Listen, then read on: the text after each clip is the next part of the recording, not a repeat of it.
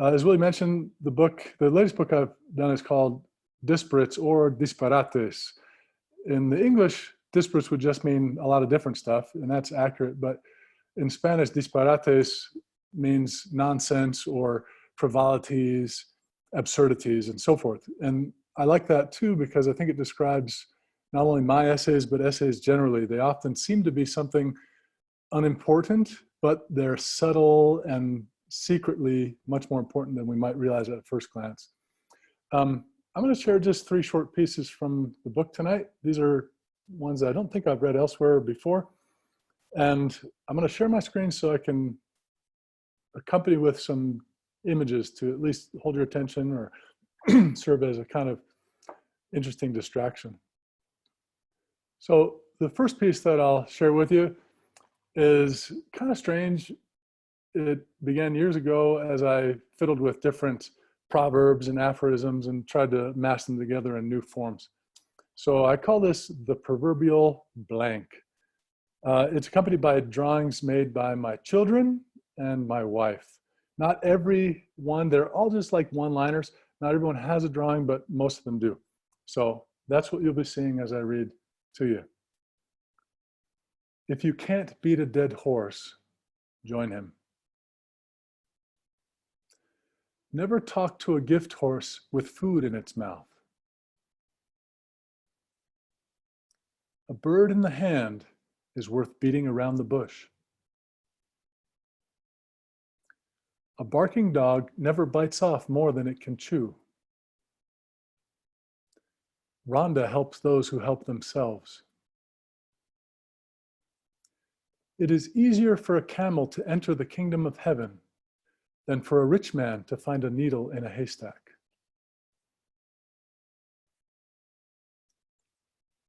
Build a better mousetrap, and the world will be a path to hell, paved with good intentions. Out of sight, out of the mouths of babes.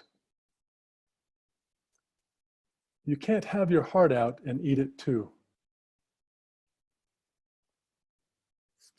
Don't count your chickens before they cross the road. Let the chip on your shoulder fall where it may. One bad apple doesn't fall far from the tree. Take time to smell the grindstone. Laughter is a taste of your own medicine. A bat in the hand is worth 2 out of hell. You made your bed, now let sleeping dogs lie in it. Curiosity killed 2 cats with 1 stone.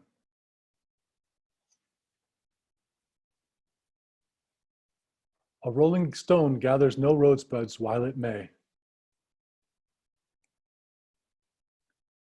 A stitch in time is on my side. Don't bite off more than the hand can feed you. We'll burn that bridge when we come to it.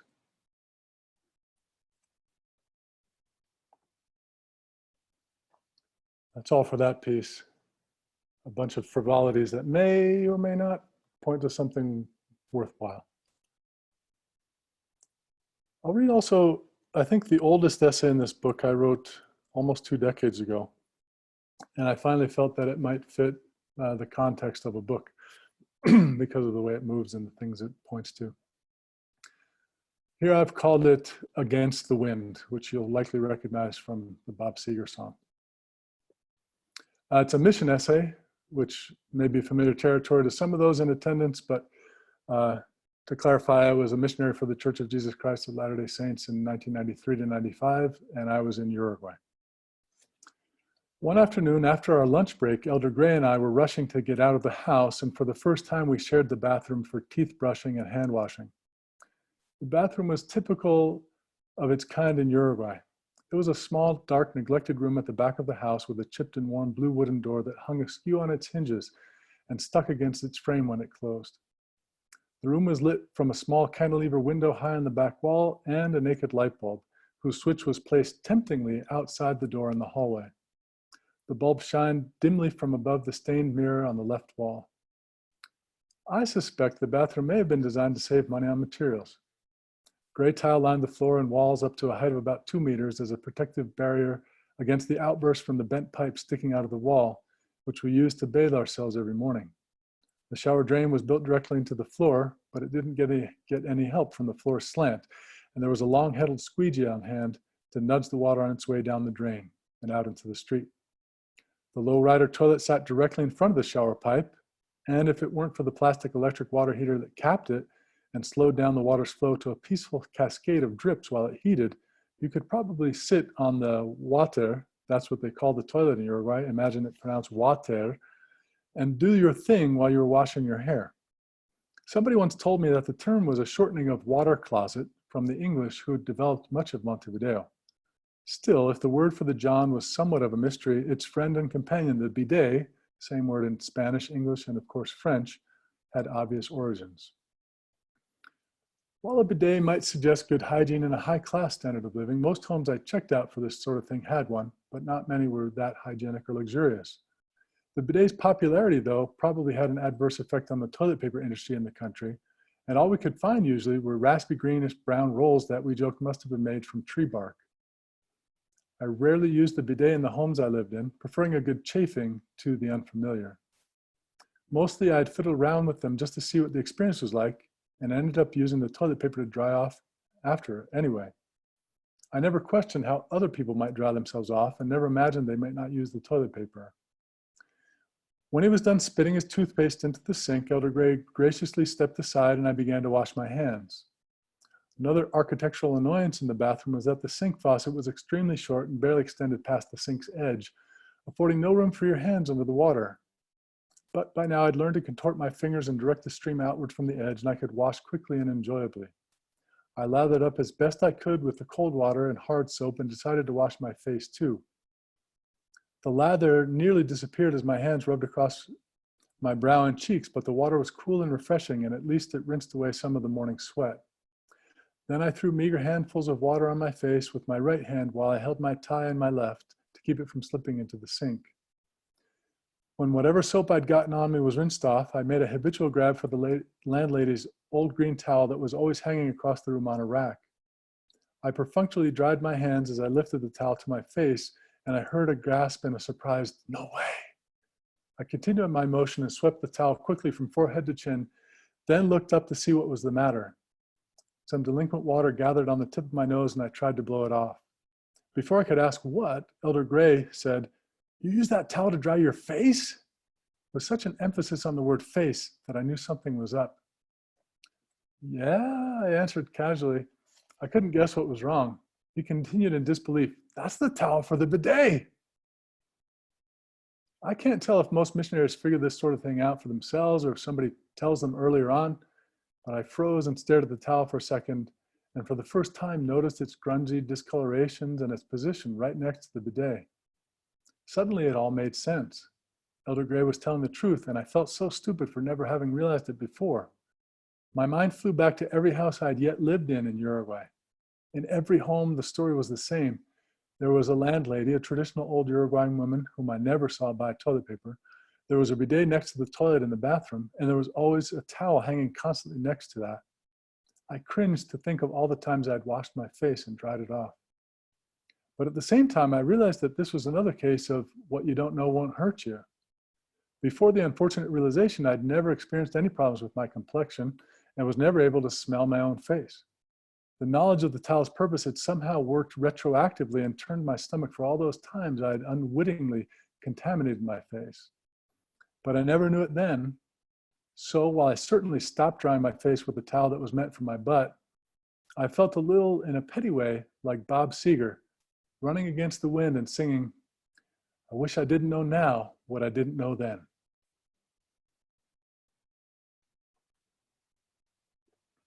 Thank you. I love seeing the visual claps. It was fun. So I'll share one more short essay. This one has some visuals again to share with you, if I can find it. think I can here. Is that working? Not quite. Let me see.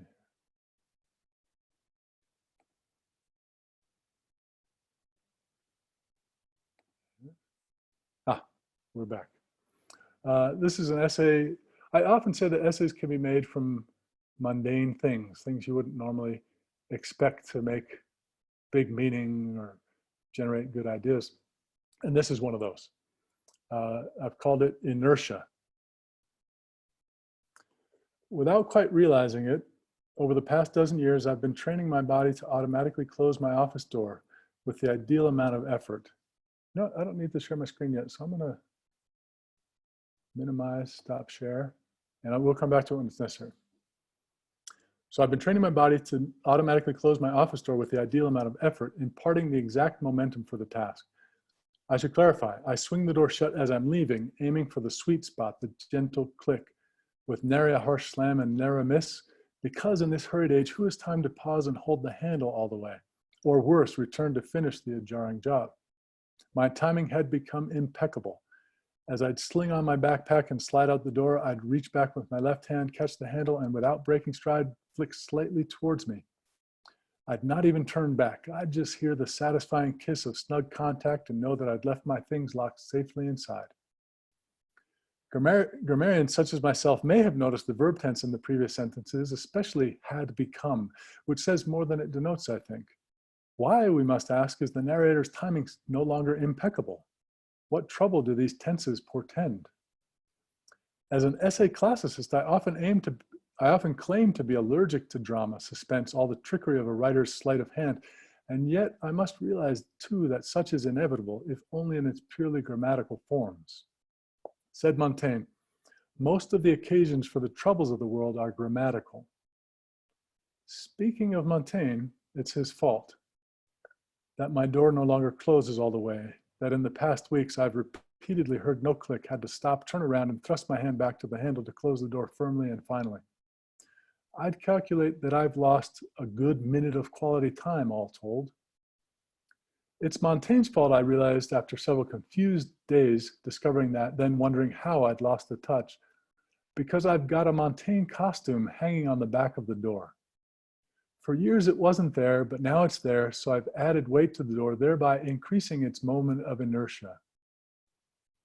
Moment of inertia resonates with the title of this essay, so now I've partially resolved that little, perhaps unformed question you may have been carrying since you started reading. The object of the detective's quest you unwittingly set out upon begins to clarify. At the very least, you know to pay attention to the phrase. Perhaps you recall from physics that moment of inertia describes a body's resistance to angular acceleration. This is the little physics lesson part of the reading tonight. The inertia part echoes Newton's first law of motion. An object at rest remains at rest, and an object in motion remains in motion unless acted upon by an unbalanced force. More popularly, we think of inertia as immobility, stagnation, idleness, or at least resistance to motion. It is something to be overcome. The moment in the phrase refers to the product of a force acting at a distance from a reference point to produce a rotational acceleration. As far as I can ascertain, it has nothing to do with the moments we're used to, the brief moments of time, the ones that inexorably add up to our lives, that fly till they run out their race. And the phrase entire, moment of inertia, certainly we can recognize a metaphor when it's staring us in the face. Hold on a moment. Did you say Montaigne costume? Yes, in fact, I did. That is the result of a lovely confluence of several felicitous happenstances. And now we'll share the screen to demonstrate.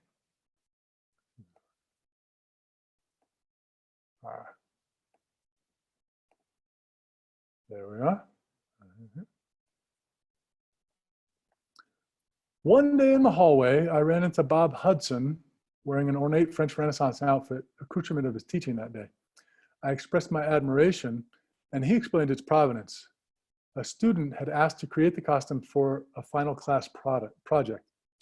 Bob bought the fabric, she got an A.